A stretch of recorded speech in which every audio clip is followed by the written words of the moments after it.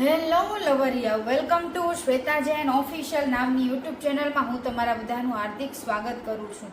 કેમ છો લવરિયાઓ? Happy summer. ઉનાળો શરૂ થઈ ગયો છે. ઘરમાં લીંબુ શરબત અને શેરડીનો રસ પીતા રહેજો અને મારા ડબલ મિનિંગ જોક્સ સાંભળતા રહેજો. ચાલો ભાવલાના નામે શરૂઆત કરીએ. ભાવલા કે છે, ચેનલમાં નવા હોય તો ચેનલને સબસ્ક્રાઇબ કરી નાખો. ભાવલો કે લેડીઝમાં બે ખાસિયત હોય છે. ખડ નથી ખાતી તો પણ દૂધ આપે છે અને એની પાસે પોપટ નથી છતાં પણ મર્દોની ગોંડ મારી લે છે. એવું કેમ? ભાવલાએ કીધું કે હું રાત્રે મારી ગર્લફ્રેન્ડને એના ઘરે ટપાટપ કરવા ગયો. બહુ એના રૂમમાં અંધારું હતું. રાતના અંધારામાં મને ખબર ન પડી કે મારી ગર્લફ્રેન્ડ કાજલીના બદલેની માં હોતી છે. મેં 4 વાર ટપાટપ કર્યું તોય હવસની ભૂખી, હવસની પૂજારણ એની માં નો ધરાણી. એને કીધું હજી 5મી વાર કરને, બહુ મજા આવે છે. પછી હું સમજી ગયો કે આ નક્કી કોક બીજું છે. લાઈટ જેવી ચાલુ કરીને એની માં નીકળી, હું ત્યાંથી ભૂસેટીનો ભાગ્યો. ભાવલો કે મેં મારી ગર્લફ્રેન્ડને કીધું ચાલ ને રાઉન્ડ લઈ લે. મારી ગર્લફ્રેન્ડ કે હું પગ ઊંચા નહીં કરું, તમારે જે કરવું હોય ગમે ત્યાંથી નાખવું હોય નાખી દેજો, રાઉન્ડ લઈ લો. ભાવલાને જોરદાર સપનું આવ્યું. ભાવલાને એમ થયું કે હું બાજુવાળા બબીતા ભાભી જોડે ટપાટપ કરતો હતો. પછી સવારે ઉઠ્યો ને ત્યારે એને ખબર પડી કે મારો પોપટ ખાટલામાં સલવાઈ ગયો હતો. ખાટલાના કાણામાં કોઈ ટપાટપ નહોતો કરતો. અત્યારે હાલ એ દાખલ છે, ખૂબ સલાઈ ગયો છે. દિવ્યા ભાભી એક્ટિવા ઉપર બેઠા હતા. ત્યાંથી ભાવલો નીકળ્યો. એને કીધું ભાભી એક રાઉન્ડ મારવા દો ને. ભાભી કે લે આલા એક્ટિવા નીચે આવી, પેટ્રોલ પુરાવતા આવજે, રાઉન્ડ મારી આવી. તો કે ના, હું ઈ રાઉન્ડ નહીં, હું સાંજે પછી બીજો રાઉન્ડ મારી જઈશ. પછી દિવ્યા ભાભીને ખબર પડી કે આ સાલો કયા રાઉન્ડની વાત કરે છે. ભાવલો બેઠો બેઠો જ્ઞાન કાઢે છે. ભાવલો કે છે કે છોકરાની મલાઈ છોકરીઓ એના મોઢા ઉપર લગાડે તો એની બધી ખીલ મટી જાય છે, કાળા ડાઘા પણ મટી જાય છે. તો જેને લાઈફ ટાઈમ ખીલ મટાડવી હોય એ આજે જ છોકરાઓની મલાઈ લઈ આવે. ભાવલાએ કીધું માંડ કરીને ગર્લફ્રેન્ડ સાથે કરવાનો મેળ કર્યો તો એ ઘોડા ઠોકીને ન્યા હંગી રહી. ન્યા હંગી રહી એટલે ગંધારીએ બધું ભરી મૂક્યું, ગાડલું બધું. પછી કે આ મારું પહેલી વાર છે તો ઊંઘી જ રહું ને. ભાવલો કે મૂળની તો માં ઠોકી નાખે, આજે હવે નહીં કરું, જા ધોઈ તારી મોન. ભાવલાએ કીધું એવું કઈ જરૂરી નથી છોકરીઓના બોલ લબડી ગયા હોય, ઘણાની તો પાછળના ઠાઠાઈ લબડી ગયા હોય, કેળે લબડી ગઈ હોય, પેટ લબડી ગયું હોય, શું કરી. ભાવલો કે 2 છોકરાની માં બની જાય ને બાયું પછી પેલા જેવી મજા નથી આવતી. પારણું બંધાયા પછી પલંગ બીજી વાર પહેલા જેવો નથી આવતો. છોકરીએ કીધું કાજલી હાલ ભાવલા આજે તો થઈ જ જાય. ભાવલો કે નહીં, આજે હું પોપટનું કવર ભૂલી ગયો છું. છોકરી કે તારે રોજનું છે, ગમે એમ કર, છેલ્લે જબલું વીટીને કર, પણ આજ કર. પતિએ કીધું આજે ઘણા દિવસે તારી બેન ઘરે આવી, મને આજે બહુ સારું લાગ્યું. એને કે છે 2-4 દી રોકાય. ઘરવાળી બોલી કે તમે પેન્ટ પહેરી લ્યો, લહેંગામાં તમારી ખુશી સ્પષ્ટ દેખાઈ આવે છે, જાઓ. અને મારી બેનને હમણાં જ રવાના કરું છું. સામેવાળા ભાભીએ ખાલી ભાવલાને એક સ્માઇલ શું આપી કે ભાવલાએ 4 વાર હાથ લારી કરી લીધી. ભાવલાએ કીધું ભાભી બધું કરવા આપી દે તો અહીં નહીં મરી જાઉં. એક્સિડન્ટમાં પતિનો પોપટ કપાઈ ગયો એટલે ડોક્ટર કે અમારા જોડે કૂતરાનો છે, લગાવી દઈ. ઘરવાળી શરમાઈને બોલી કૂતરા જેવો તેનો પેલાય હતો, ક્યાંક ગધેડાનો હોય તો મેળ કરો ને સાહેબ. બબીતા ભાભી ગયા પોતાનો રિપોર્ટ કરાવવા એટલે ડોક્ટરે કીધું કે ક્યારે માસિક આવે છે. તો કે મારો માસિકનો કલર આવે છે લાઇટ બ્રાઉન આવે છે, એટલે જરાક જોઈ દો ને શું થયું છે. ડોક્ટર કે ટપાટપ ક્યારે કરો છો? તો કે દર 6 મહિને એકવાર. ડોક્ટર કે હવે રોજ કરતી જા, તને છે ને કાંઈ થયું નથી, કાટ લાગી ગયો છે.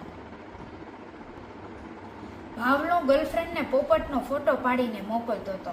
ભૂલથી એની ઇન્સ્ટાગ્રામની સ્ટોરી પર લાગી ગયો. સ્ટોરી ડિલીટ કરવા ગયો એટલી વારમાં ફોન સ્વિચ ઓફ થઈ ગયો. ફોનને ચાર્જિંગમાં મૂકવા ગયો તો ચાર્જિંગ ખોવાઈ ગયું ને લાઇટ વહી ગઈ. હવે ભાવલો કે માઈ ગયું, 24 કલાક ફોટો રહ્યો. બધી છોકરીઓ એના મોટા પોપટ જોઈને ભાવલાને ફ્રેન્ડ રિક્વેસ્ટ મોકલી. આજે ભાવલો કે વાહ, આવું ઘણીવાર કરવું જોઈએ.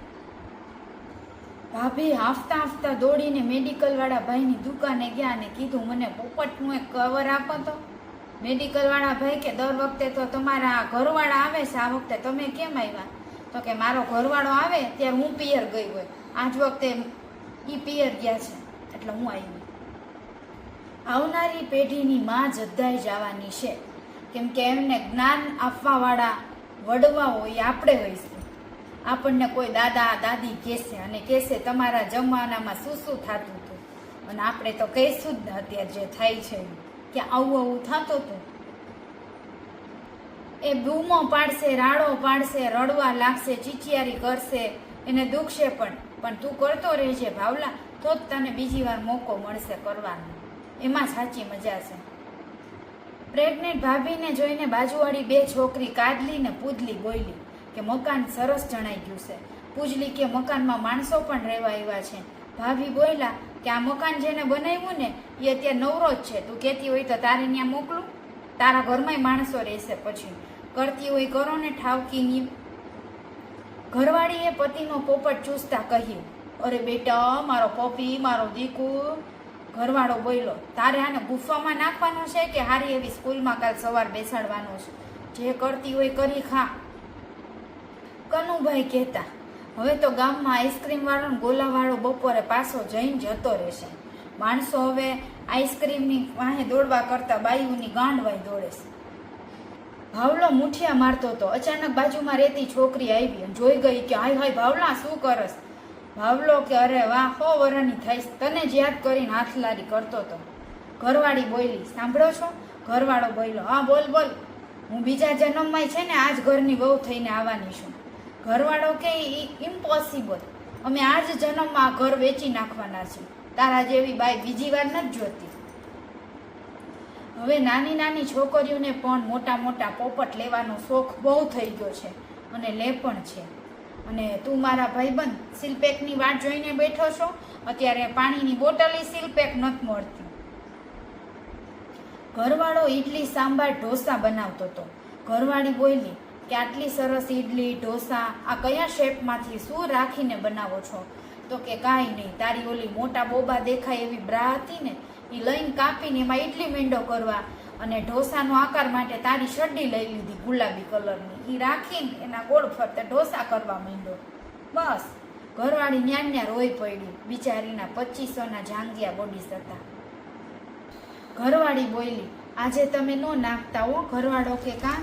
તો કે કાલે રાત્રે તમે નાખીને સૂઈ ગયા હતા ને તો આખી રાત બહુ દુખ્યું અને પાણી પણ આવ્યું ને રોવા માંડ્યું. ઘરવાળો કે હે શું? અરે મારા આંખમાં ટીપા, આઈ ડ્રોપની વાત કરું છું, તમે શું સમજ્યા? ભાઈ વાતને સમજ, તારા ગોટિયા વેચીને આપણે બંને 6 કરોડ ભેગા કરી નાખીએ, બાકી તું નકલી ગોટિયા પણ લગાવી શકે છે, મોજ કર. ભાવલાએ કીધું, હું હંગવા ગયો હતો ને 2-3 વાર પાદીને પાછો આવ્યો, હવે ગુ પણ મારી યારે છોકરીઓની જેમ મજાક કરે છે. જ્યારે આપણી જ ગાંઠ આપણને સાથ ન દે તો આપણે શું કરવું? સુહાગરાતના દિવસે બિલ્ડર, તારા હોઠ ગાર્ડન જેવા છે, તારું ફિગર ડુપ્લેક્સ જેવું છે. ઘરવાળી બોલી, હવે ખોદકામ ચાલુ કરશો કે મજૂરોને બોલાવું? એકવાર ભાવલાને ઘરે દીકરાનો જન્મ થયો. સગાવાલાએ બધાય મળીને એના દીકરાનું નામ લવ રાખ્યું. દાદીમાએ ખોળામાં લઈને કીધું, અરે મારો લવડો. ત્યાં તો બધા 20 મિનિટે એનું નામ ફેરવી નાખ્યું. ભૂરાએ કીધું, આ જો મારા આખા દિવસની કમાણી 500 રૂપિયા, એમાંથી મેં 450નું તેલ નખાવ્યું, 50 રૂપિયા વધ્યા. છોકરી કે આ જો મારા આખા દિવસની કમાણી 10,000 રૂપિયા અને તેલ પણ સામેવાળાએ લાવ્યા હતા. છોકરીએ કીધું, બસ કર, હવે કોઈ જોઈ જશે. છોકરો કે કાંઈ નહીં થાય, તું સીધી ઊભી રહે અને અહીંથી હાથ લઈ લે. છોકરો કે પ્લીઝ હજી થોડું વધારે બતાવ ને, નહીં તો હું પરીક્ષામાં નાપાસ થઈ જઈશ. તમે શું સમજ્યા? છોકરીએ કીધું, હું સંતાઈ જાઉં છું, જો તું મને ગોતી લઈશ ને તો હું તને કરવા આપીશ. છોકરો કે હે? તો કે હા. તો કે જો હું નહીં ગોતી શકું તો કે ના, ઓલા ખડ પાછળ જ સંતાણી છું, આવજે. છોકરો કે કરાવવાનો શોખ તો તને છે, હાલ હું આવું છું ખડ પાછળ.